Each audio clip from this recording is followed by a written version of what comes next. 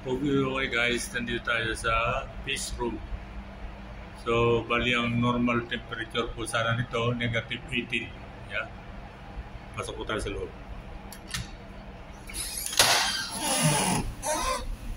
Yan, nandito po tayo sa fish room. Po, nandyan lahat ng klase ng isda. Nandyan yung milkfish, matang-baka, ayan, o galunggong. Yan, nandiyan po lahat. Mackerel, herring, yan. Tapos nandiyan yung, yung mga frozen vegetable, broccoli, cauliflower, nandiyan. Halo-halo na po ito, may tinapay, may cake, yan, yan po. Tapos nandiyan yung mga tulingan, yan yung mais, yan po, polak. Ito po yung mga pang-European, mga fish fillet, bulak, halibut, red snapper, yan po, may tilapia, yan, tilapia, ayan, hasa-hasa, yan, salmon, yan po, yan, nandyan lahat. Tapos nandito na rin yung mga butter natin, yung keso, yan po, nagkalat yan, sili, yan, tanglat. Yan po lahat ng klase ng isda. Dito po sa fish room, bali magkakasama na po sila yung mga frozen fish, frozen vegetables, frozen bread. Nandito yung mga baguette, yung brown slice, yung mga lahat po ng klase ng tinapay nandito na rin, baguette, yung bread roll, yan. Yan, nandiyan po. Yan, tapos nandito yung tuyo, yan, tuyo.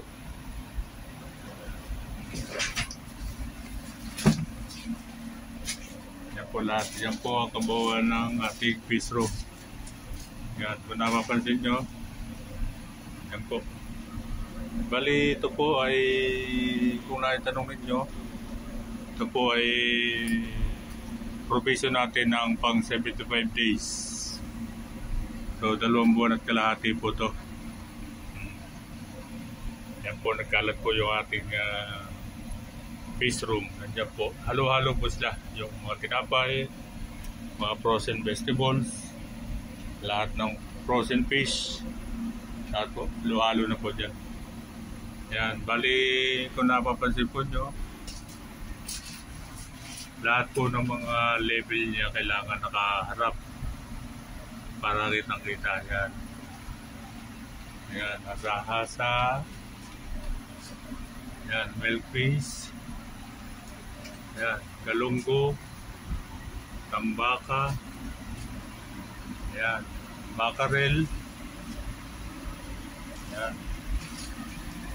Frozen flies, fillet.